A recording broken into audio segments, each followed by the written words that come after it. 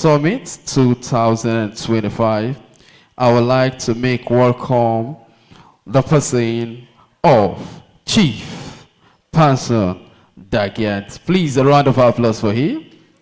Keep clapping. Thank you very much, the MC. Sorry for the shortfall. I need to point out clearly that this summit is expected to have about 70 people. We are dealing with the conveners of support group, not the membership of support group. That is why you may see the place a little bit, the number you are seeing. We are dealing with the leaders of support group, the conveners, those who took time and established structures around the country for the obedient movement. Having said that, permit me to use this opportunity to appreciate our chairman. We conscripted him on a short notice, and he's able and capable. As an obedient, young and vibrant man, I know you are equal to the task. We appreciate your presence, sir. In similar manner, it was on a forum that I took time to invite the gubernatorial candidate of the Labour Party of Anambra State. I only appeal if he will make it available for this particular occasion. And here he is, and by the grace of God, we will equally reciprocate during the election and do the needful. Permit me to appreciate our Commander General of the Obedient Movement, Dr. Tanku Yunusa. You've been there for all of us, and I believe that 2027, you will smile, because this army of the obedient will do the needful, and this country will be better off for it. My apologies if I don't rail out the individuals here present, because this program was supposed to start in the morning and people came in, and some said let them quickly meet friends and family within the city center and then come back. And you know Nigerians. So we apologize for starting the way we. Permit me to say that it is very evident that Nigerians still believe in their country, regardless of the unfortunate leadership deficit born out of ethnic, religious, and regional sentiment. Nigerians rose up massively at the beginning of the 2023 election, singing one singular tune. And the rhythm was very enchanting. The quest for a better leadership in this country became the denominator. The determinations of the Nigerian people chart a political landscape that this country forever will never independently invested their resources, invested their time, and invested their intellectual property to form a political network across the country. These individuals we call conveners, devoid of ethnic and religious sentiment nor geography. All of them, on their own, started canvassing and advocating from person to person. It moves to home, market to market, communities to communities, calling for good governance, demanding credible leadership that can steer the affairs of Nigeria for our collective good. This convener's effort resulted in some communities experiencing multiple interventions, whereas some other communities had sparsely interventions or they were sparsely met. Because of that, these conveners decided, based on that realization,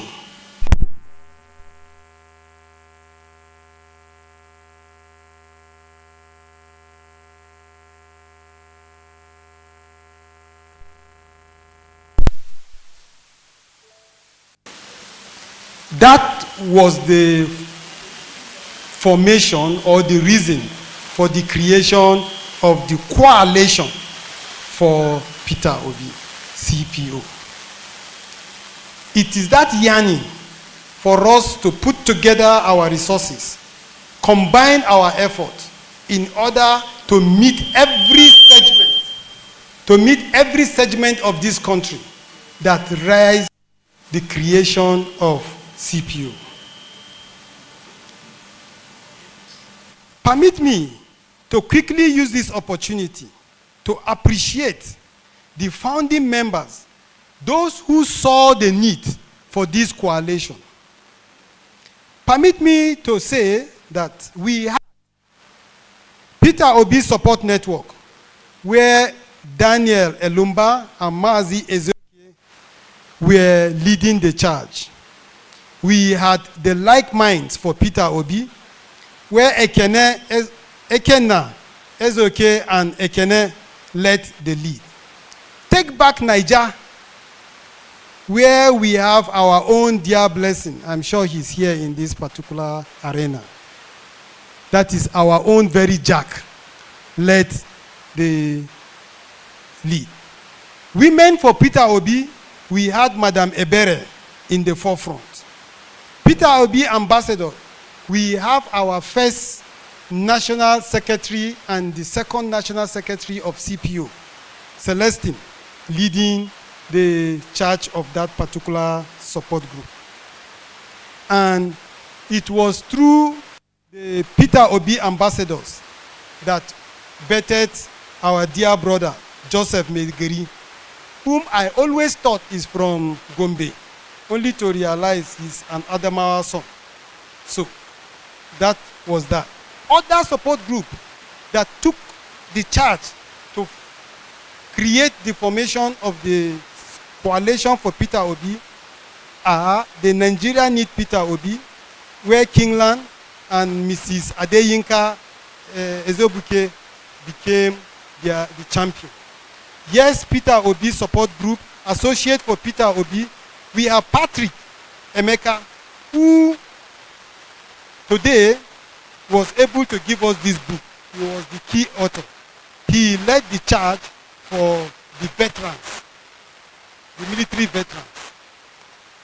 We have other conveners that took bold steps to get us to where we are. We have Victor Oprum, Barrister Robert Omote, Ebo, Blessing Tuesday, Ritmoa Titus Gomna, Engineer Austin Adeku, Honorable Sarah Samuel, Benjamin Collins. Thank you. Benjamin Collins, Rejoice Anure, Agri Kelechi, Mary Umar Fulani, who led the Fulani campaign group. We have other persons like Dr. Basi and many more. These individuals, these champions who created network across this country came together and said, we must work together in order to make the right impact. Therefore, with the coming together of these individuals, the CPO became the coordinating hub for all Peter Obi support group that willingly came together under its umbrella to carry out joint projects. Leveraging on one another's resources, number of supporters. And this continued for 3 years and still counting. The CPO has continued to meet up till date every month, at least the CPO meets once, where every convener, regardless of status, regardless of ethnic standing, regardless of geography, we meet once a month in order to discuss how to get this country on the right track by doing the needful to ensure that Peter Obi becomes the President of the Federal Republic of Nigeria.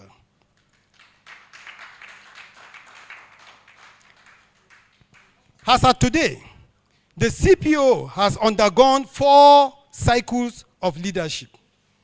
This leadership emerges through democratic processes and has achieved significant successes, starting with the first partnership under a summit like this, where CPO and Labour Party leadership met in Abuja. The obedient in that summit took a vow on the challenge of becoming the structure that Labour Party lacks, culminating from a 1 million man march which the CPO coordinated across this country, including Abuja. Every state of this country saw the presence of the obedient movement, and that was coordinated by the CPO at that level. In the 1 million man march, CPO made it evident that Nigerians are determined for change. The CPO did not just stop there. The CPO undertook massive branding of the Labour Party, and that was how the story of Papa, Mama, Pikin became the song that even children sing in Sunday school, thinking it is a gospel song. We made sure that the knowledge of the logo became an everyday item in all families, almost all families in Nigeria. We did not stop there. CPO undertook a coordinated campaign where unregistered citizens were encouraged to get their PVC. This effort saw a surge in the number of young first-timers, first-time voters. All the people who before now felt that it was of no use to participate in the polity decided to go and vote by the massive mobilization that CPO did. We did not stop at the mobilization because INEC, for some strange reason, said you must own a PVC. We still went ahead to make sure we coordinated the collection of PVCs across this country. And that was why we have millions of young Nigerians who were able to get their PVCs and participated actively in the electoral process in 2023. Additionally, the CPO decided to scrutinize the INEC voters register. You know, at some point, INEC decided to publish their register. We decided to take it upon ourselves. We scrutinized the INEC voters register for underage voting and other irregularities. It is our report that became the baseline where some initiative like the IPAC press release, where Honorable Ikenga led, revealed that that voters register had shortfalls. And we rose up to ensure that INEC did the needful so that we will be able to have an election that makes sense. As we keep on with our mobilization, CPO decided to partner with Prophet Isa Sadiq El-Buba, who led the IBBN. In that partnership, we created what we call CBBN, Coalition for Better and Brighter Nigeria. In that coalition, we were able to distribute more than 200 million naira worth of items across 19 northern states of the Federation. These are just a tip of what CPO did on her own. We did not make noise about it. We just went ahead to do what is needful. Our quest was for Nigeria to have the leaders that is needful to move us forward. Today, We are celebrating yet another milestone. As a CPO, we have taken the challenge to document some of our activities and compile them in a book we titled The Flame of Hope, Igniting the Soul of a Nation, which we will formally present today to the entire Nigerian people. This book is aimed at illuminating and eulogizing Nigerians, common Nigerians across this country, unknown citizens, which we believe that they are what Nigerians should be. People who took it upon themselves, regardless of whether you are noticed or not, to make sure you do the needful for the progress of this country. In this book, we decided to do that. And these chapters, we made it an easy read. 2-3 pages, you are done with a chapter. We try to get that done. At this summit, we intend to draw the attention of Nigerians to an urgent need for electoral reforms, an issue that significantly impacts the 2023 elections. If the electoral rules are not remodeled to close the loopholes that allowed for manipulation of 2023, then 2027 election may not be free and fair. Therefore, it's my pleasure to welcome you to this epoch-making occasion. And I would like to specifically thank His Excellency, Peter Obi, for providing Nigerians with more than a renewed hope agenda. Your Excellency, you have triggered in us a generational consciousness to reclaim our country and then take it back away from looters. You have, in your own way, tried to guide us to ensure that we move from consumption to production. Many obedient have taken your lead and are gunning for elections. That is why we are doving our heart for our brother and many others who are here, especially Dr. Mo. Kudos. We want you to do something with AMAC. And then, Oga, Nigerians and obedient people will be behind you in Anambra State, God's willing. Permit me to say that we are taking the challenge from the councillor position, chairman of local government, House of Assembly of the state, House of Reps here in Abuja and the Senate, the gubernatorial ticket, and we will support Peter Obi 2027 for the presidency. Permit me to specifically acknowledge and welcome Honorable Ikechukwu Ezeogu, the chairman of this summit. Thank you, sir, for taking and covering for Governor of Bauchi State and Senator Nenadi, who are unavoidably absent. You are all welcome, my friends, and I pledge that we will do the needful. Dr. George Mogalu, the next executive governor of Anambra State, I invite you to this occasion and you came. And not only that, out of good faith, you made our Jack one of your key officers. We will reciprocate by the grace of God, sir. Permit me to welcome all dignitaries here present. To everyone here and to millions watching us online, you should remember that we are everywhere. Thank you. May God bless us all.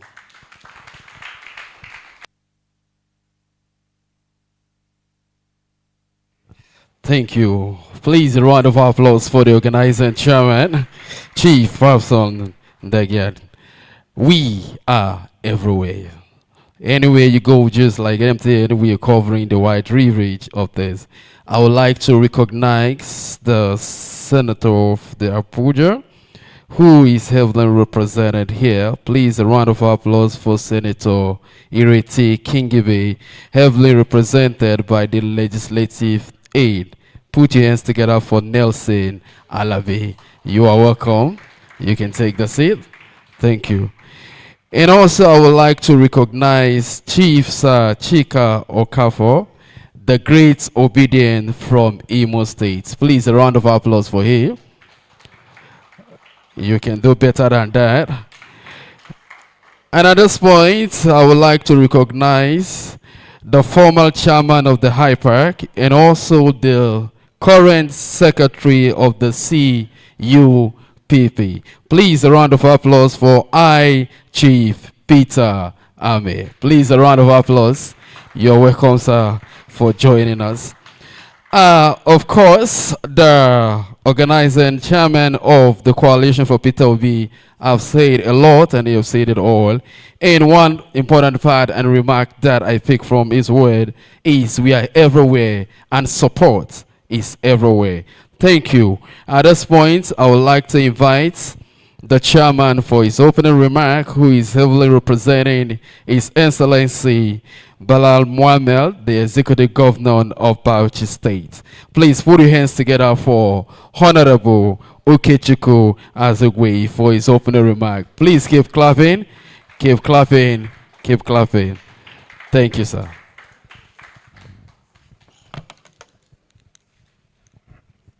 Good afternoon, everyone.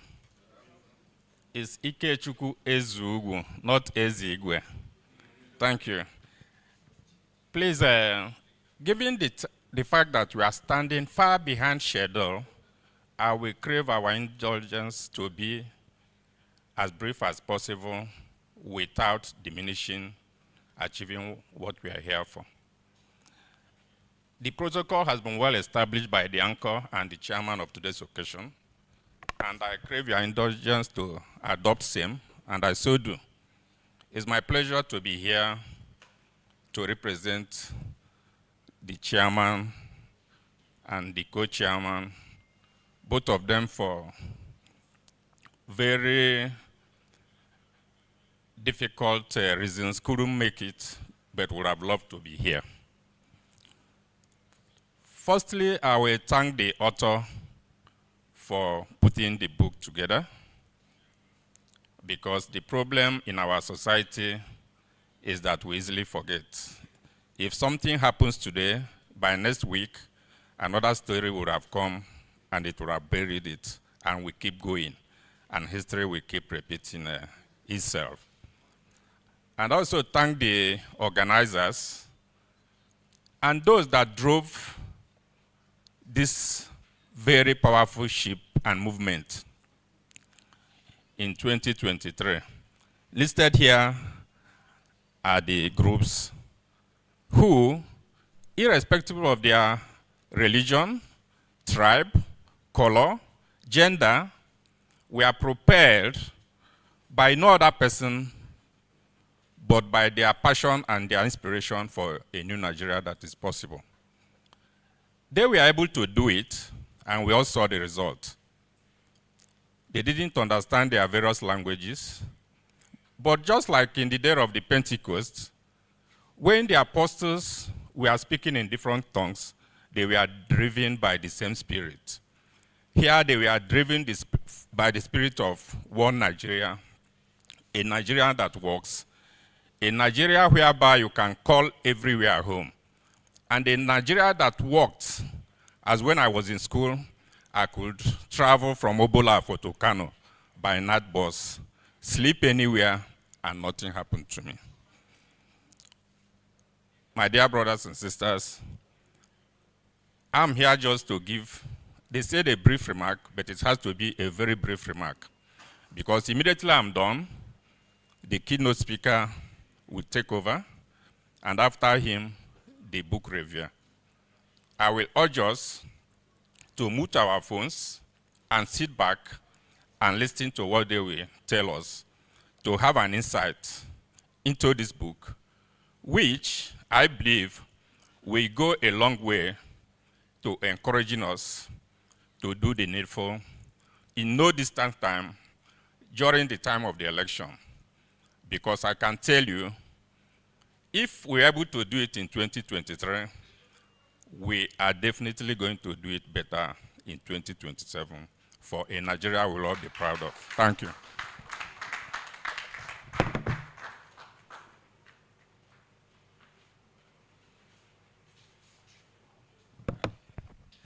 Thank you, His Honorable Ikechukwu Azugwe. God bless you, and thank you for those wonderful words. If we do it in 2023, what will stop us to improve in 2027? So, of course, higher we go, and above the height, the sky is our limit.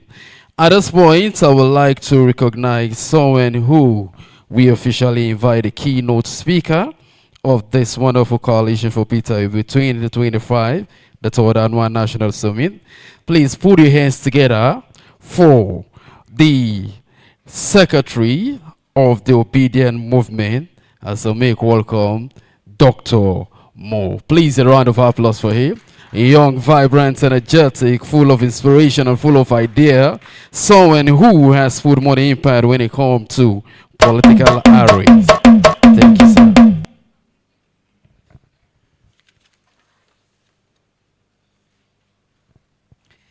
Thank you.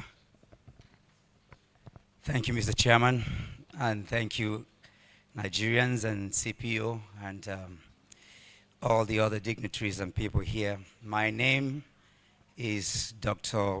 Moses Paul, popularly known as Dr. Mo.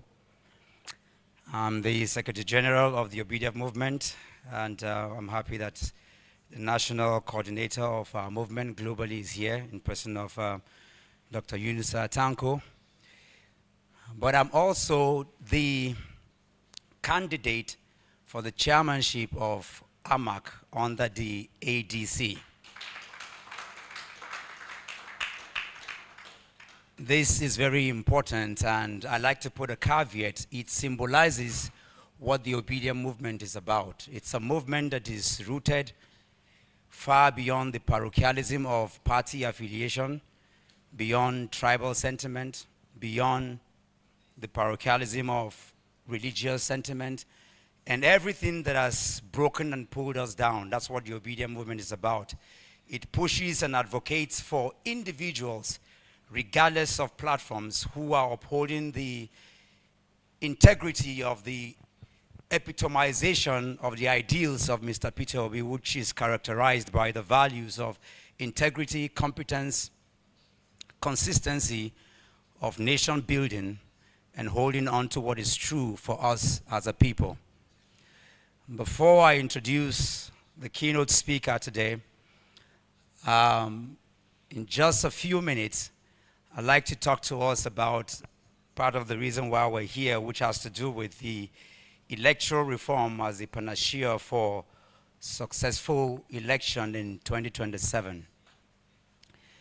Every time, like the Mr. Palmson, host today, spoke to us about, I'm old enough to know that every time we hold elections in Nigeria, each time we hold elections, and I've been voting forever, there is a well of hope.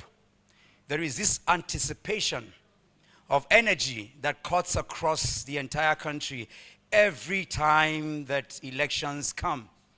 Whether it's 2011 or 1999 or 2015 or 2023, there is this hope that is built across the nation. But again and again, that hope is often dashed because of the broken system of the process of electioneering that we have in our country.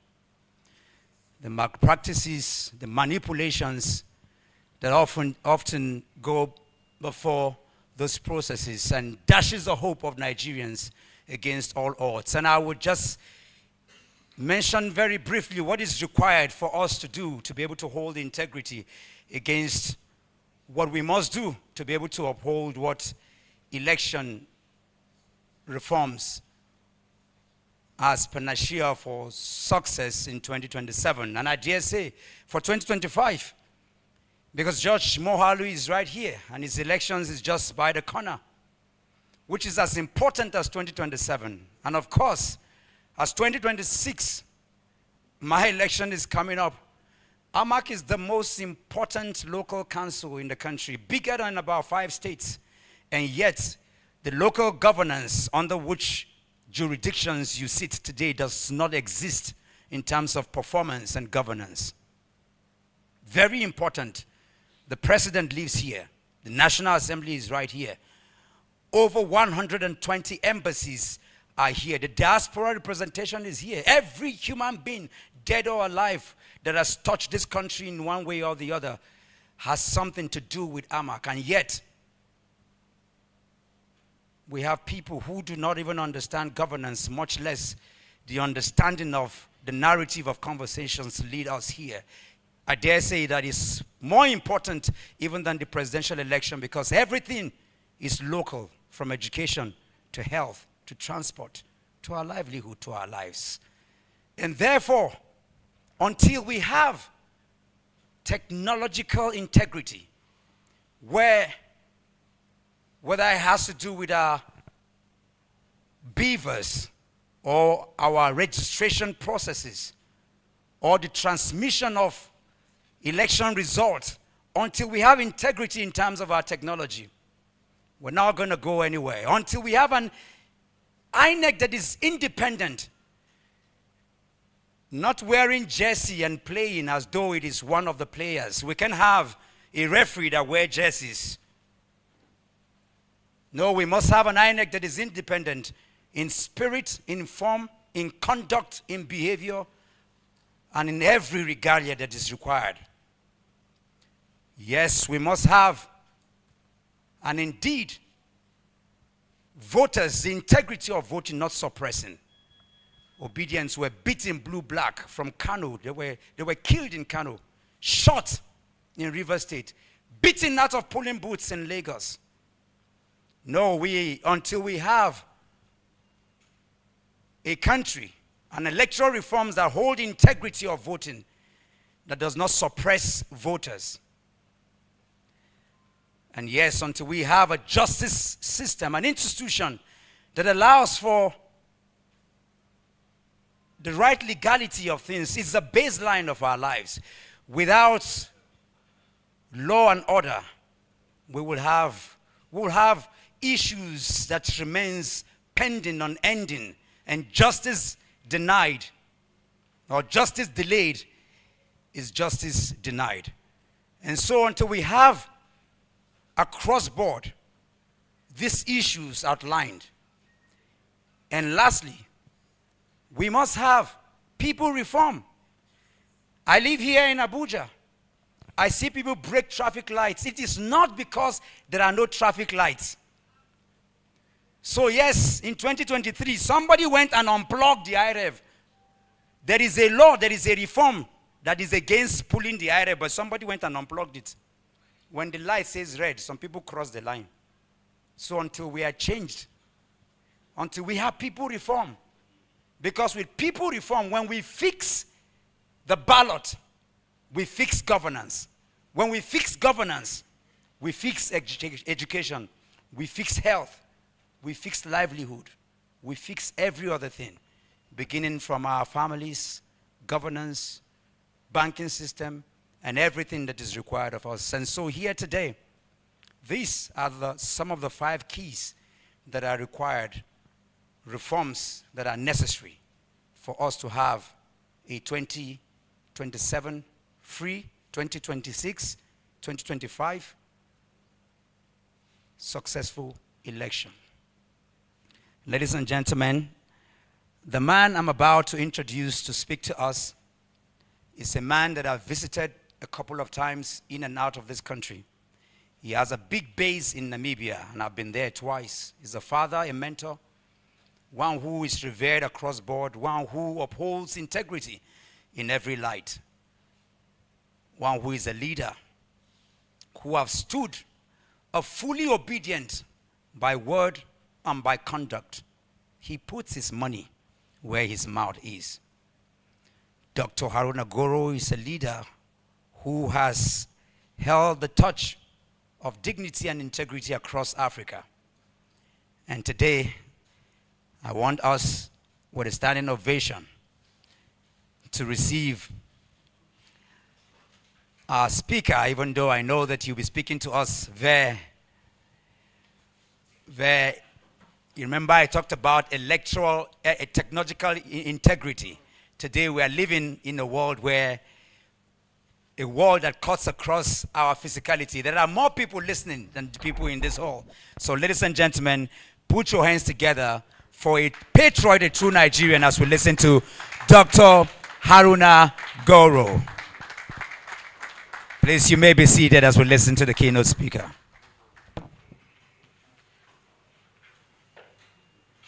Distinguished guests, ladies and gentlemen, I sincerely thank the author of this book, Mr. Emeka Patrick Ude, for this bold and timely contribution to Nigeria's future. His work is not just a publication, it is a call to national duty. The title itself is clear. If Nigeria must progress politically and economically, electoral reform is the key.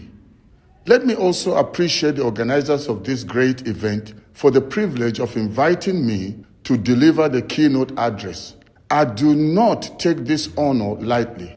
I commend you for putting together such a significant platform to discuss issues that are vital to our nation's destiny. At this point, permit me to acknowledge the presence of the special guest of honor, Mr. Peter Obi. Can we clap for him and welcome him? The chairman of the occasion, His Excellency, the Executive Governor of Bauchi State, Mr. Bala Mohammed. Can we also just appreciate his presence? I also want to acknowledge the presence of other distinguished dignitaries and our invited guests. Your presence here today adds weight and honor to this gathering. Today, nations are deploying artificial intelligence to solve health, poverty and security challenges, while Nigeria battles corruption, bad governance, and insecurity. Our problem is not lack of resources. We are richly blessed with minerals, manpower, and we are also the largest black nation on earth. Our tragedy is failed leadership. As John Maxwell says, everything rises and falls on leadership. Fixed leadership and insecurity, poverty, and corruption will be fixed. But poor leadership thrives because of faulty electoral process. If elections are corrupt, leaders will also be corrupt. If electoral umpires are appointed by those in power, neutrality will be lost. We cannot expect the same people who destroy the system to repair it. Those who benefit from corruption will not end corruption. We are even told that many of the sponsors of Boko Haram and insecurity are within the government itself. How then can such people reform Nigeria? It is urgent that we entrust leadership only to those who will truly serve the people and not their own selfish interest. This is why electoral reform is non-negotiable. In today's digital age, credible elections are not rocket science. Results should be transmitted directly from polling units in real time, announced openly at the stations, and published on television, radio, and social media. It is time-wasting and counterproductive for election results to be transported from polling stations to local government, state, and national collation centers. Doing this only increases the chance of interference and manipulation. Collation centers must go now. Impunity must end. Ballot snatching, vote buying, and compromised officials must face immediate and severe punishment. Democracy is government of the people, by the people, and for the people. But in Nigeria, too often it has become government against the people. When citizens are disenfranchised, when votes are stolen, when judges overturn results based on technicalities or bribery. When this happens, the people are cheated twice, first at the ballot and then in the courts. If reforms are not made now, 2027 will be business as usual. The Senate must act with urgency, or it will confirm the suspicion that all three arms of government have colluded against the Nigerian people. The politicians must no longer weaponize poverty, deliberately keeping the masses poor only to buy their votes with crumbs. This book also challenges us to consider leadership alternatives. In my honest opinion, Mr. Peter Gregory Obi remains one of the few leaders in Nigeria's history with a proven record of integrity, transparency, and competence.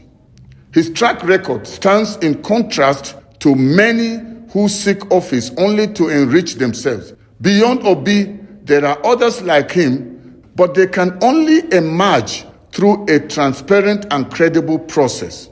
We cannot claim unity while systematically excluding the Southeast from producing a president. Federal character cannot be selective. True unity requires fairness and inclusivity. Therefore, this book by Mr. Emeka Patrick Ude is more than words on paper. It is a rallying cry. It reminds us that no nation becomes great by wishing. Change requires sacrifice, courage, and reform. It calls us to demand a transparent system, protect our votes, and hold leaders accountable.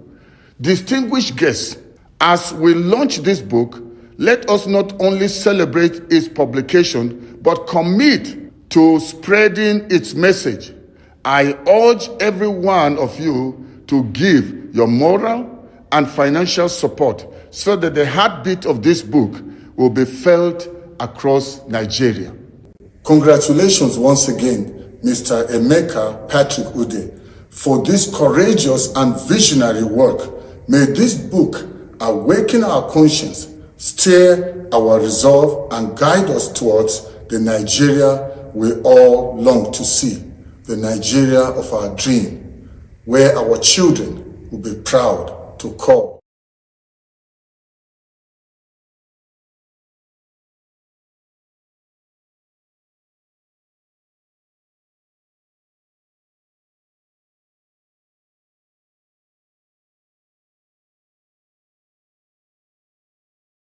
I want us to do this as we give the man of the moment the standing ovation, a man whose God is using to open the eyes of African and also Nigeria to see the true meaning of politics and the true meaning of diversity and unity.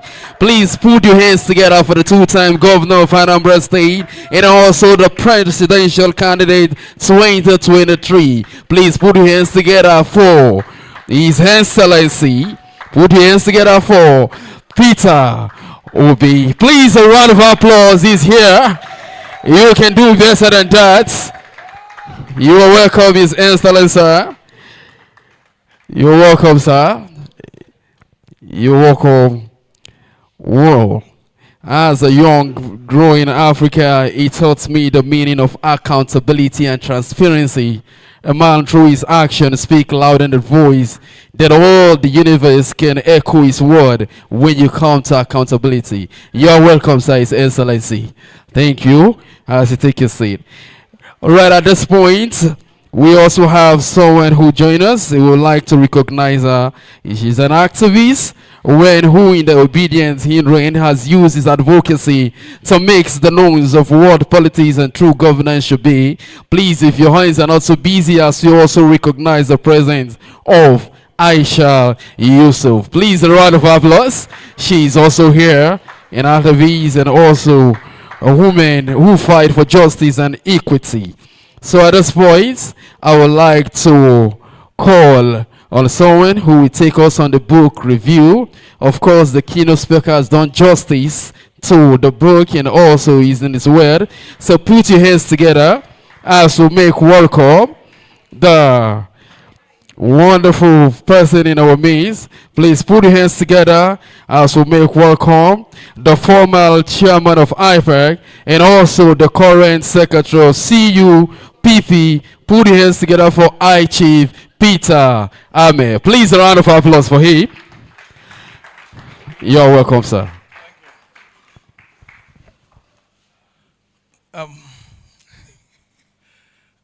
I will stand on the already established protocol, but I'll deviate a little to welcome Mr. Peter Obi, in whose honor we are standing here and gathered here today. I want to make this very fast. The third CPO Summit, 11th September 2023, at Dennis Hotel. Book review is to be done by me, and I'm standing here before you today. The Flame of Hope, Igniting the Soul of a Nation. The review of the Flame of Hope, Igniting the Soul of a Nation by Emeka Patrick Ude is structured in 3 different parts. The strength of the book, the weakness of the book, and the general remark with the reviewer's opinion, which is my opinion at the end of the day. will be detailed analysis below. The Flame of Hope, Igniting the Soul of a Nation, which is the author, I've mentioned his name. Publication was in 2005. Edition, this is the first edition of the book. Language used is English language. It has 35 chapters, 221 pages, 2,873 sentences, 66,079 words, punctuation marks, 8,060, full stop, 1,015, commas, 2,606. We jump on the other one, quotation mark is 17, semicolon 39, and brackets, you find 43. The strength of the book, Introduction to Peter Obi and his leadership. You go to chapter 1 to 5, page 1 to 51. The author effectively introduced Peter Obi as a transformative figure in Nigerian politics, who then writes with passion and intimacy, capturing both the personal and collective spirit of the movement, highlighting his visionary and his strategic vision of Yusuf Dati as a partner to amplify the quest for a better Nigeria. These chapters debunk the misconception that Obi's support is limited to 4 men tweeting from a sitting room, offering a compelling narrative of his rise as a new face of the Nigerian politics. The book meticulously outlines the factor behind the formation of the Obedient movement, portraying it as a coalition spanning Nigeria's geopolitical zone and the diaspora. The author emphasizes how Peter Obi's leadership qualities inspired this movement, noting that even Obi himself was astonished by the sustained growth of his followership post-2023 elections. The Flame of Hope takes readers on an inspiring journey from the emotional aftermath of the 2023 presidential election to the victorious 2027 campaigns that is ongoing. It captured not only the political shift, but also the human stories, the ideals, the energy that fueled the Obedient movement prior to 2023 and beyond. Addressing attacks on Peter Obi, you go to chapter 10 to 15, pages 181 to 107. The book captures the various attacks on Peter Obi's personality by political opponents, particularly from the APC and government figures. The author likens Obi to a productive mango tree that attracts stones due to his value, emphasizing his qualities: good governance, sincerity, faithfulness, compassion, and uprightness that fuel these attacks while showcasing his vision for a productive Nigeria of our own interest. The visionary leadership and resilience, that is number 4. You have to go to chapter 16 to 35, pages 107 to 221. The latter part of this book underscores the sustained growth of the Obedient movement, driven by Peter Obi's visionary leadership rather than nepotism. The author highlights initiatives like the 1 Million Man March and Operation Rescue Nigeria, which aim to counter godfatherism in Nigerian politics. The book praises Obi as a tried, tested, and trusted leader who has conquered greed, as noted by myself, Chief Peter Ame, who describe him as a mentor for Nigerians. The author's rigorous research elevates this book and work to a masterpiece that supports the Obedient movement and the Obedient mission.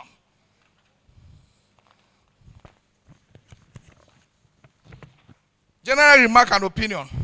The Flame of Hope, Igniting the Soul of a Nation, is a groundbreaking work that chronicles the rise of the Obedient movement and its mission to rescue Nigeria from the grip of an iron law oligarchy. It is a must-read not only for members of the Obedient movement, for all Nigerians curious about the ideology of the Obiism. Peter Obi's unique approach to politics in Nigerians' heterogeneous society within the context of a fourth republic and beyond. The Flame of Hope is a compelling narrative of how the hope of a country was reborn. Democracy in motion, a people reclaiming their voice. It reminds us that politics is not just about power, but about productivity and about people. The book serves as an enlightening resource for understanding the dynamics of power played in Nigerian politics and the activities of the obedient movement. I encourage all Nigerians, regardless of their gender, profession, or background, to read this book to overcome the misconception, the misinformation, and to gain insight into this transformative movement that was led by a credible Nigerian in the name of Peter Obi. When you look at the authentic nature of the book, the author's role within the CPU lends some level of credibility to the content of the book. It's not a second-hand storytelling. It lived the experience that he also participated in the process. My recommendation, I strongly recommend that picking up a copy of The Flame of Hope for yourself and others to better understand the obedient movement and its role in shaping Nigerian political landscape. The source of inspiration, it affirms the power of unity, resilience, and belief in positive collective action that can help ignite the spirit of partnership that leads to the development and survival of our nation, a struggling nation that has been abandoned by those in government.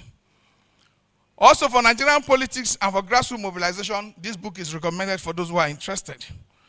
And for my final parting word, the 2023 election was the most unprecedented experience I've had in my life in politics. Because we've been party managers for a long time. There has never been a time in the history of our election that you will not only find two parties that are running the election.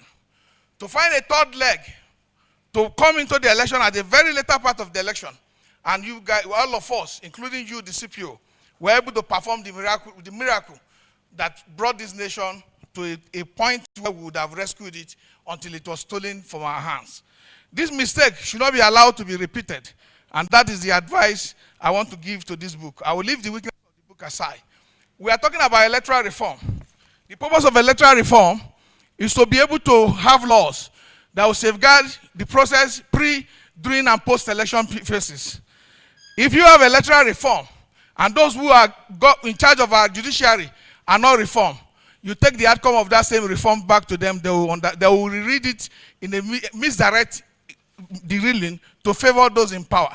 What we should do, from experience I've had for successful people who contested election, both in Imo, my friends, is that we must be prepared to defend our mandate come 2027. We must be prepared to defend the Form EC8A that will be given to us from every polling unit. And that will be the best option for us to rescue this country. We will not depend on the same system. With system that is trying to shortchange us and still attempting to undermine our collective interest in serving this country.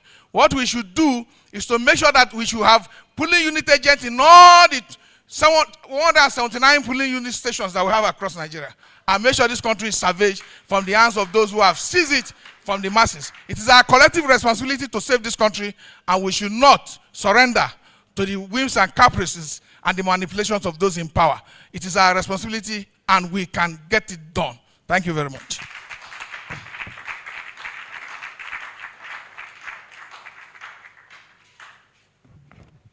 Thank you, sir. God bless you.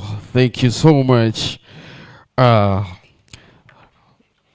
Chief Peter Ame. Those words we are touching in words that remind me that when you look for change, you look for people. And when you see the right people, you know the right yearning of the people has been answered. And in a simpler word, our own P.O. Peter B. is the man Nigeria needs at the moment. So at this point, I will call on our own invited guests as the term for the unveiling of this wonderful book that we all gather today to see. Please put those beautiful hands for the organizers and also the author, and for those who have made contribution in the speech so far on this wonderful book. And the first person on my list, I would like to call on the chief launcher of this book and the presentation. Please put your hands together as a make welcome is Honorable Ikechukwu Azugwe. Please a round of applause for him as I step forward. And also, I would like to make welcome as I step forward also for the reviewing of the book. Please put your hands together for Dr. Aruna Guru. Yes, as he also step forward. Thank you.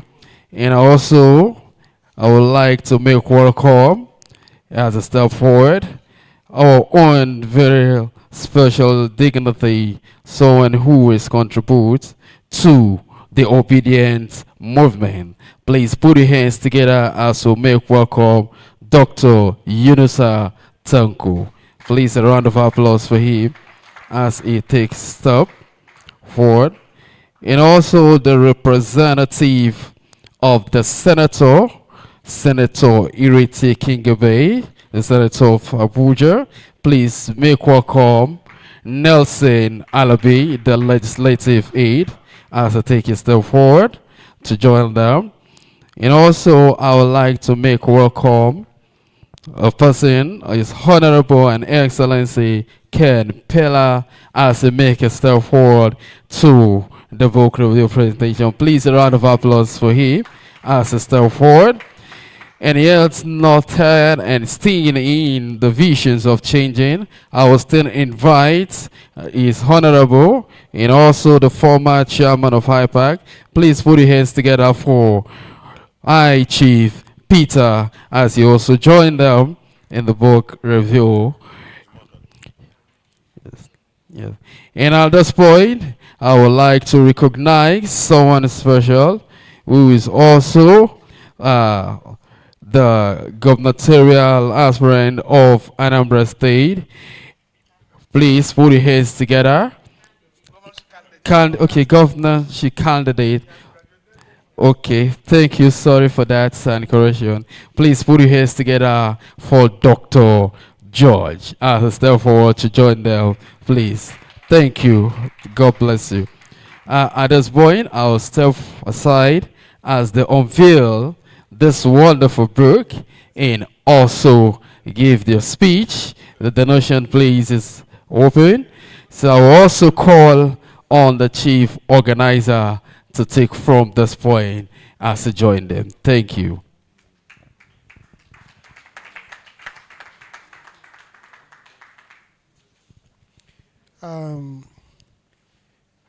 This is the part where the gubernatorial candidate of Anambra State will lead the pack. Your Excellency, it's your own, you will lead the presentation of the book, but I guess that our special guests need to be here as well. So permit me the honor.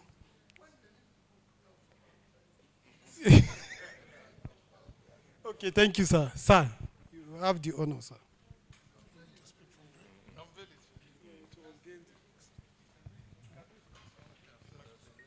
Since my job is to unveil it, I should have been there, not necessarily here. The special guest of honor, Your Excellency, Mr. Peter Obi. Let me stand on the already established protocol.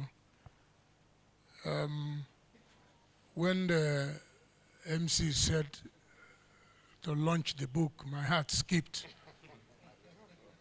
because I'm not carved in the mode of launching of books. But fortunately for me, he corrected it by saying that I'm to lead the pack in the presentation. For me, it's an opportunity to encourage or support the author and to support the movement entirely, because the movement has to do with a role model, has to do with somebody that has led the way, and what we are doing is to follow to make sure that Nigeria becomes a better place for everyone. And the area that the author took that has to do with getting our electoral process right is quite commendable. I have said it in many fora that the worst form of corruption is electoral corruption. It's worse than any other corruption. because once you corrupt the electoral process, everything else that follows must be corrupted, because you can't buy a goat and expect a cow as offspring. If you buy a goat, you get a goat as offspring. So if you impose a corrupt person on a system, the entire system will be corrupt, because what a corrupt person will do is to further the corruption process. And you have to, for the person to justify the position he or she is occupying, he has to also use corrupt means to make sure that corrupt people continue running the system and continue being recycled, and in the process, the entire system has to remain corrupted. So to the glory of God, and for the benefit of mankind, I present this book, I unveil this book as written by Mr. Ude for the education of mankind and for the service of our community.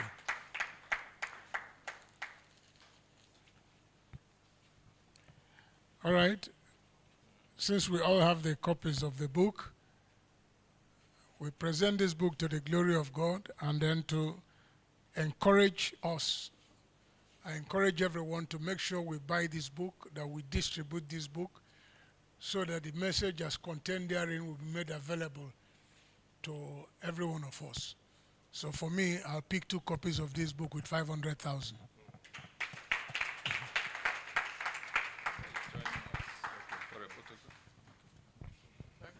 So, because of time, I'll just pass the microphone so that they will just launch the book at that point, so that I won't have to call them again. Sorry, sir.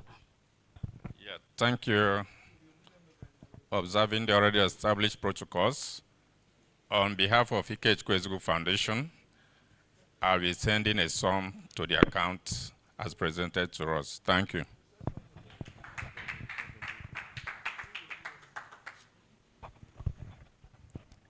Thank God, say one person do it before me.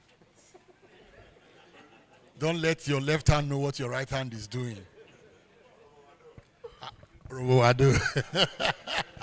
I will definitely be sending something to support this book.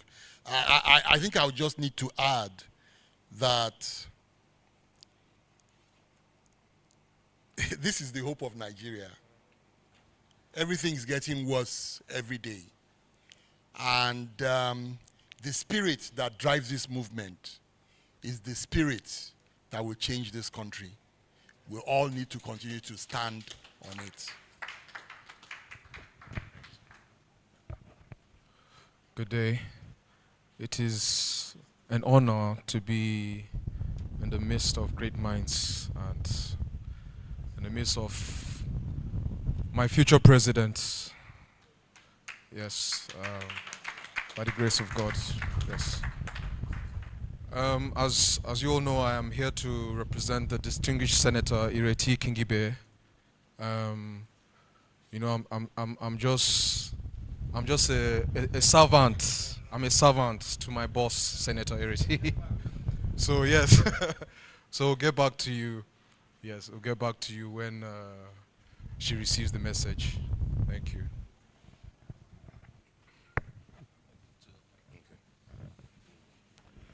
Yeah, the national coordinator will speak on our behalf. Distinguished ladies and gentlemen, this gathering is very important. For those who do not know, the CPO is an engine room of the obedient movement as a partner. And this must be clearly noted, because the CPO played an integral part of the movement. Just like as we are seeing in this hall, this particular program was self-sponsored by the same CPO, which is part of the energy in the obedient movement. The obedient movement has an energy of self-independency, and that self-independency is what is propelling us to ensure that we rescue Nigeria and we get it back on the right track.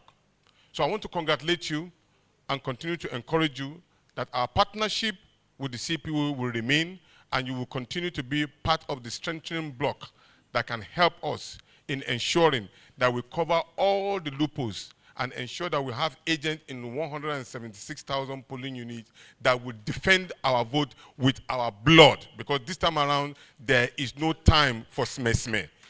Like our president has always said, that it's either you count us all well or you remain to be counted. So at this point, the obedient movement will take one copy to each of the states of the structure of the obedient movement, so that we can have this very important document as a research point that can help us in building some of the things that we want to have. So I want to thank you very much. You will hear, for each state will have one copy. Thank you very much, and God bless you. Thank you, Mr. Support. Yes.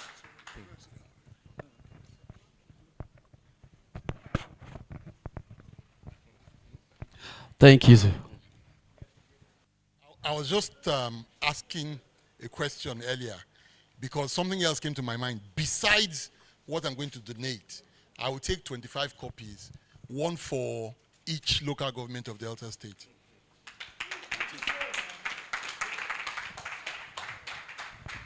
Thank you, sir. Sir, you can stand. You can join them at this point because he's napping. Thank you, sir, for that great contribution. As many who are here, you can also join the leads as our own principal guest, and also the man for the moment and the man for the job is already upstanding. Well done. Thank you. You can sell to schools, organization. You can partake this opportunity to reach out to the world more of obedient and also a man who have the right vision and the right direction for Africa.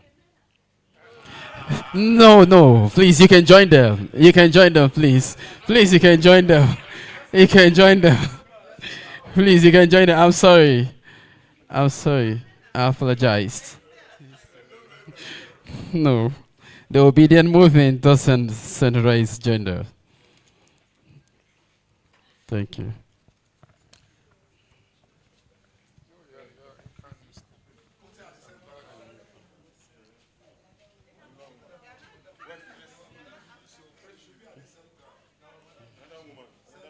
So another lady, okay, maybe you joined them. Okay. Okay, let's say she joined them. Yes.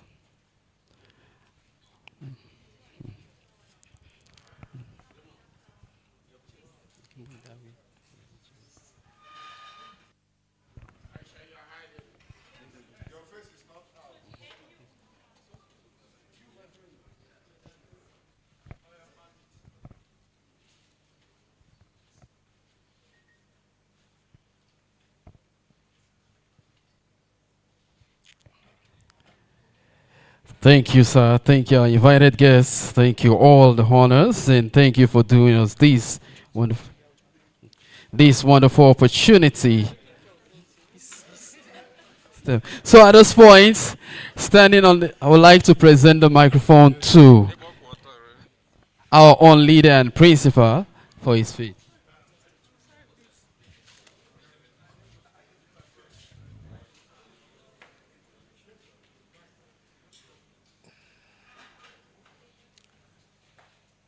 The chairman of this occasion, let me very respectfully stand on all due and existing protocols. Mine is first to most sincerely apologize that I came in here a little bit late. As you know, the way things are these days is that you go from one meeting to the other, to another meeting, to another meeting. So I was been rushing since 7:30 that I arrived at Abuja. It's been one meeting or the other. In fact, when Chivame was talking, I was telling him, remember, I still have several other meetings before running back to Lagos this evening for a lecture tomorrow morning somewhere. So please, my sincere apologies. Number two is to sincerely appreciate all of you that are gathered here, especially the author, and those who made it possible for all of us to be here for this purpose. Thank you, thank you, thank you. It is not easy to be doing what you're doing in our country, in our environment, where things like this, effort, hard work are not appreciated. Whenever anybody says he's writing a book, I don't take it for a joke because it takes time to sit down and write. It is something that I celebrate. I recall when I was in office as governor, people would see me going to where somebody is launching or publishing or celebrating a book that is just 30 pages. And they will say, try and sit down one place and write 10 pages. Then you will appreciate the effort in writing. So I thank you for the effort. I thank you for what you're trying to do. I've listened to the book review. I listened to the keynote speaker. I was lucky that I had listened to him beginning to the end, listened to Peter Ame and everything. But following what Peter Ame has said, for me, the most important thing we need to do with the issue of election, protecting our vote, is the human infrastructure. Our ability to say no to wrong things. It is very critical. I know we are seeking for amendment of the law. We're pursuing it vigorously. But as so many people have said, those who will benefit from the confusion will not willingly change that. Those who benefit from wrong will not want things to be right. Just like those who benefit from right will not want it to go wrong. So, those of us who believe we have to do the right things, those of us who believe that things must be done properly, we must insist that it must be done rightly. And that is what I urge all of you to go out and continue to advocate, go out and continue to ensure that more and more people are converted. That's what we are doing every single day. I say congrats to those who made it possible. And when I came in, the first thing I asked the person sitting beside me that the book have no price. Because I always look at price of book. When price of anything before I can talk about it and everything. So when I saw it, I said, and when he said there's no price, I said, can we ask the author, what is the price? So that when people say they're buying 20 or 30 copies without a price, you don't know what price that is going to come with. And then you change your mind. So I'd like to know the price. Because for me, when I saw our coordinator says, you make sure you will go to all the states. I said, well, we don't know the price. I would have said, why don't you take it to all the local governments? But until we know the price. So, please, for those who are going to publish more, put price in it so that we can do our own mental calculation before we commit ourselves. But be rest assured, I'm sincerely, sincerely grateful to all of you and urge you know that we are many. We might be few here, but our number is great. People are believing in what we are saying. All we want is a better Nigeria. A Nigeria that works for everybody. A Nigeria that all of us will be proud to say, we're Nigerians. We're not asking for more. And that I believe that for you to, whatever problem we are going today is cumulative effect of leadership failure. What is the problem of Nigeria?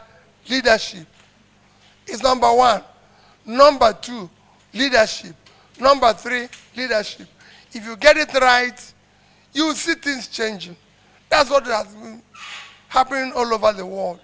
And that is my commitment It's not about me being president or anybody being president. It is about how do we ensure that the right leadership emerge and start doing the right thing. We have no other country except this one. And all of us should be committed to making a better country for ourselves and for future generations. Thank you and God bless you. Remember what I said, we will take the books to all the local government. But the publisher have negotiated. Maybe he will negotiate with him. Thank you, sir. God bless you. Thank you. At this point, for the things and for this week, because the obedient movement is gender sensitive, I would like to make welcome Aisha Yusuf as he gives us his word in conclusion part. Please, a round of applause for her as she makes words to the podium. Thank you.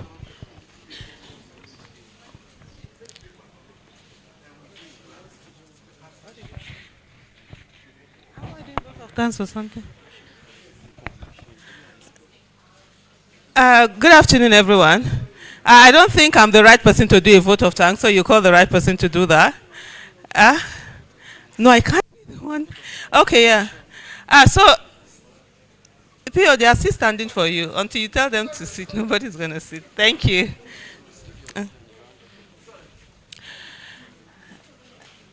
Yeah. So, okay, thank you. Kindly be seated, please. Yes, yes. Thank you very much. So like I said earlier, I said it was a men's affair, so we're good with just watching, but I see that you're trying to correct the things there. I think I'm going to start from on that premise to say that injustice sometimes, when it's not done to us, we don't see what it is. But it's very important to always put yourself in the position of the oppressed. In that way, you are able to solve a lot of problems. And at this moment, I'm going to say to everyone, and this is a message not just for those of us who are here, but every Nigerian, to say to us, what is it that we want? Do we want a country that works for every one of us? Or do we want to be right? At this moment, there are a lot of people who think that indeed, that this is not the time for them to fight on, because once upon a time, they spent 8 months fighting. But I say to every one of us, those who oppress us, they do not care about the number of years that they will oppress. And they will keep on going oppressing us. So I always ask a question, and I ask everyone here, and I'm going to ask the question here, is to say to every one of us, how long do you want to live on this earth? Do you want to live to be 90 years? A lot of people will say, yes, they want to live to be 90 years. Then what is your present age? Take that away from 90. That's how long you have left here for the oppressors of Nigeria to oppress you if you do not fight for your rights. Election is everything. And when the mandate of the people is stolen, you're stealing the lives of the people. It is not just election. You know what? Courtesy. Let me say this. Courtesy, it's not, being courtesy, being polite, it's not a strategy when it comes to fighting injustice. Neither is it a strategy when it comes to fighting oppression. For the people that keep stealing our votes are the same people that do not want us to rise, do not want us to grow, do not want us to be. And if every one of us know that we want the freedom of being called citizens rather than being called slaves, then we have to stand and ensure that the process that brings in the people that govern us is actually the process that is not only free and fair, but it's just. And so that everyone that is brought in knows that truly they come in on the mandate of the people. Thank you so much, sir, for writing this book, because we must document every experience. We've seen again and again and again how people are being gaslighted. People are told that the things that they witnessed with their eyes were not witnessed. And if we do not have people who are documenting now, history will tell the story of the hunter, just like Chinua Achebe said, that indeed, until the lion or the animals learn to write their own story, the history will always favor the hunter. And so it is very important for everything that we've gone through, we're still going through, for it to be documented. I'm going to end up here by saying to every one of us, it's not about anybody. This whole journey is not about Mr. Peter Obi. It's about you. It's about me. It's about every one of us. Because I see again and again and again where people are making the remarks that, oh, 2023, we voted. We gave Mr. Peter Obi our votes and he did not protect them. What a shame. Are we saying that over 200 million of us, or at least almost 90 million of us that are on the registered voter register, that we cannot protect our votes, that we're waiting for one man to do that protection for us? Until your vote is counted and entered for the person that you voted for, you did not vote. What you merely did is to just go and paint on a paper. And so when every one of us understand the fact that when we vote, that we are not just voting and putting it on the paper and turning away and going and allowing people who are citizens just like us, who think that they own this country and they own the electoral process, that they will be the one to decide what happens. Until we say enough is enough to that, we're not going to get anywhere. So I say to every one of us, as we go on into elections, any election, let us insist and ensure that when we vote, when we put our fingerprint down on a paper, they don't burn anybody when they say one change that thing. And if you say one change and we die there. In 2019, I will say it and I repeat it again. I voted for my candidate. In my polling unit, I was the only one who voted for my candidate. I stayed up to 2 a.m. for my vote to be counted. And when it was counted on Sunday, 10 a.m., I was at the collection center, and I know they don't burn anybody where may not count that vote for my candidate. And they counted it. And that's the spirit I want every one of us to take. You see, this thing that we see here, it's not a joke. When we talk about election is about every aspect of our lives. We're talking about someone who is sick, someone who gets an accident on the road because the roads are bad, a child who cannot get access to good quality education because access to good quality education is dependent on the economic status of one's family. We are talking about youth who don't have jobs. Don't send me your CV. Go and protect your vote. Because if you protect your vote, you will have your jobs. Don't tell me your child is sick. Go and protect your vote. Because if you protect your vote, the healthcare system will be there for you. Don't tell me you don't have money to pay rent. Go and protect your vote. Because if you protect your vote, I tell you, you will have free housing. Even if you don't have free housing, you will have affordable housing. The issue today, and I say to every one of us, you see Mr. Peter Obi will sit down here. He like Jackie work. Make una give and work me too.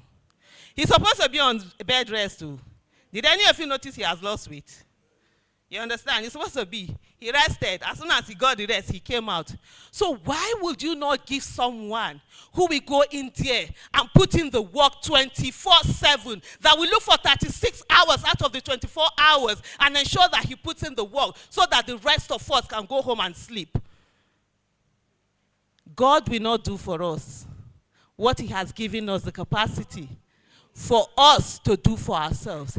Every 4 years is a miracle for you to change and ensure that the leaders who govern Nigeria are the ones that you want to work for you. And if that 4 years comes, that a lot of people do not see, because there are people who voted in 2023 that were killed even on the day of election. There are people who voted in 2023 that were killed by terrorists that will not see 2027. That even that I stand here before you, I do not know whether I will get to 2027, because as you walk on the streets of Abuja, nowhere is safe. And as I go out, I can be the next victim, just like that family that we saw the other day that were driving, a wife and a husband and a wife going about their businesses, and they were killed in this Abuja. When we say it is not our turn, whose turn is it?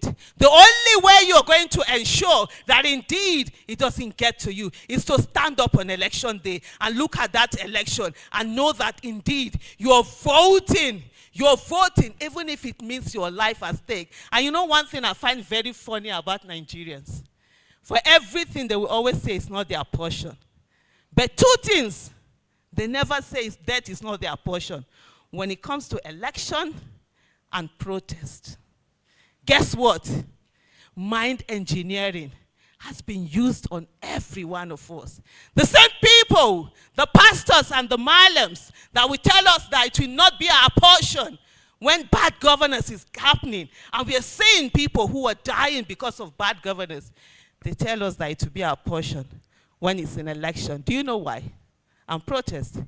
Because they need bad governance to sell cheap miracles.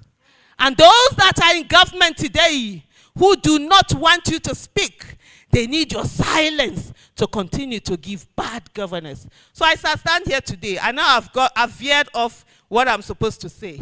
I just want you to know that when you're voting, you're not just voting for yourself. You're voting for your children, and you're voting for your grandchildren, and you must protect that vote, and we must ensure that that vote is counted, is entered. The result, INEC is not the problem. The people in INEC are the problem.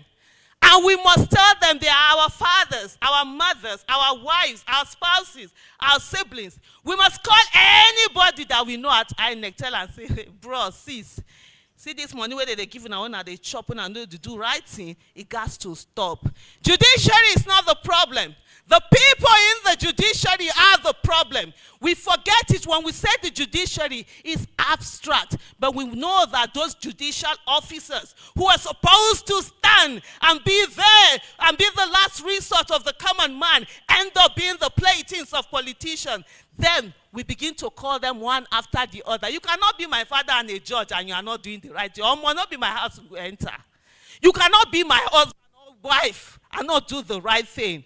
So we must begin to call out people. You see, the security agencies, they are not the problem. The people, the agents are the problem. The police, the soldier, the DSS that will not go and protect the territorial integrity of our nation, but would allow people steal our mandates are the problem. And we must call a spade and not a garden implement. Thank you. That was resounding and eloquent. The word gets reach even to the deaf, and even the blind can see because it's obvious and crystal clear from your words. At this point, I will call on the chairman for his few words as he comes from. Please put your hands together for Honorable Ikechukwu as we go for his few words. Thank you. Thank you, Your Excellency. I thank all that have spoken so far, especially our sister Aisha. The fact remains that she has just emphasized on what I've been telling people before now. I tell you one brief thing. When I wanted to contest election in 2011, after preparing to go, my mother was busy doing her things. I said, Mama, are you not going to vote? I was so ashamed as to her answer. She said, Ike, I don't want to go and waste my time. At the end of the day, my vote will not count. I was terribly ashamed. And I told her, Mama, you know me. I wouldn't want anybody to rig for me. Come, we want to change the narrative. That was why she accepted to go and vote. What the system is doing is to demoralize so many Nigerians. And what they're saying now is that our votes will not count. Whether INEC likes it or not, because they amended the Electoral Act, all the money they requested for, National Assembly approved and gave them all the money. At the last minute, they told us there was a glitch. Even if they amend it now for online read time, how are we sure of what they're going to tell us? The panacea is vote and protect your vote. Be gentle with the gentle and rough with the rough. Thank you. So we now call on those that want to take a photograph with His Excellency PO, because you can come out. He wants to take his leave, please.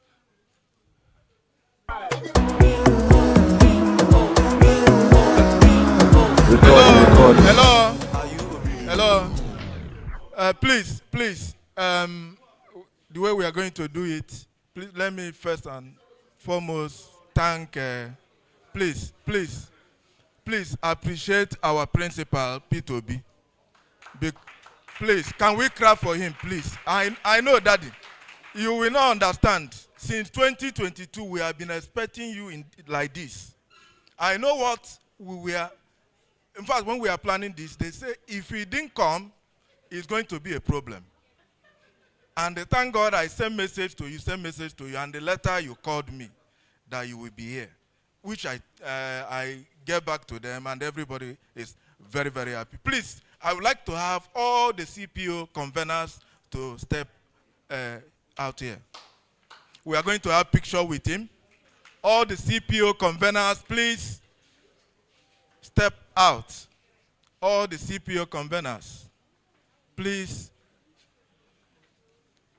All the CPO conveners. Yes, we will round up.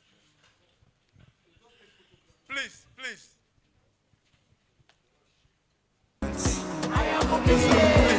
We need to snap with you.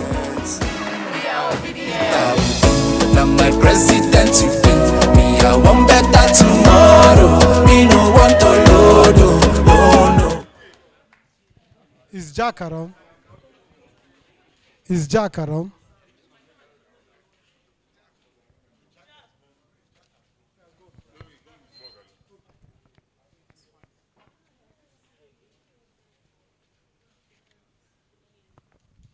Actually, we are expecting 52 conveners today. It was purely a conveners affair. It's not for members. That's why this place is not crowded. Strictly conveners. Those who created the network to get, yes, those who created the network were the ones we invited, yes, strictly. Just to appreciate, and then we can do some face-to-face meeting. We need to appreciate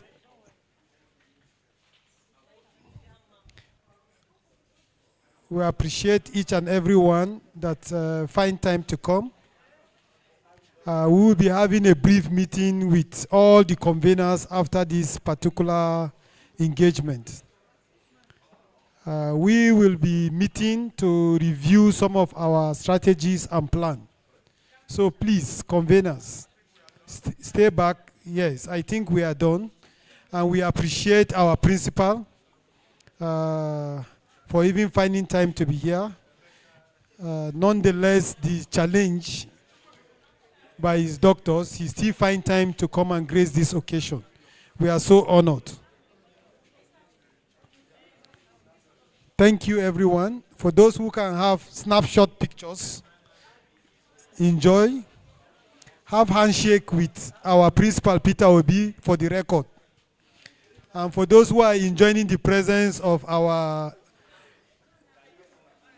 obedient number 2, Aisha Yusuf, we appreciate your presence. Thank you.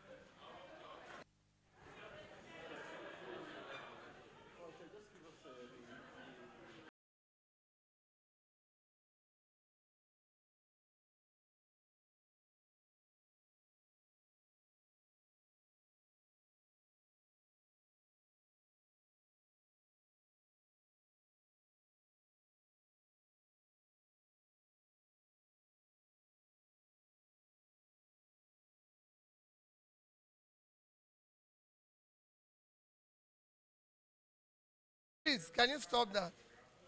Let me use the occasion to beg all of us. All of us every day. Yesterday, somebody asked me, can you remove your TV? I don't want TV now. I want all of you to listen to me. Please. This is